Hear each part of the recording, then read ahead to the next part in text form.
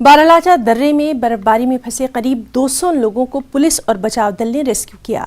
इस मार्ग में 100 से अधिक छोटे बड़े वाहनों को निकाला गया। बता दें कि बुधवार को ग्राफू लोसर मार्ग पर डोरनी नाला के पास बारिश के कारण नाले में पानी का बहाव बढ़ गया था। पत्थर सड़क पर गिरने से ग्राम्फू लोसर सड़क मार्ग दोपहर बाद करीब 3 घंटे बाधित रहा। मौके पर पहुंची सीमा सड़क संगठन और पुलिस की टीम ने हल्के वाहनों की आवाजाही तो शुरू करवा दी, लेकिन केवल 67 वाहन ही निकल पाए। देर शाम तक इस मार्ग में फंसे 100 से भी अधिक हल्के और बड़े वाहन बारालाचा दर्रे से निकाले गए। इसमें 200 से अधिक लोग सवार थे।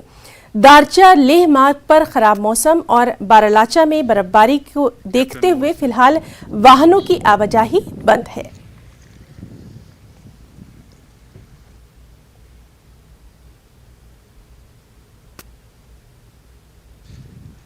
Captain vote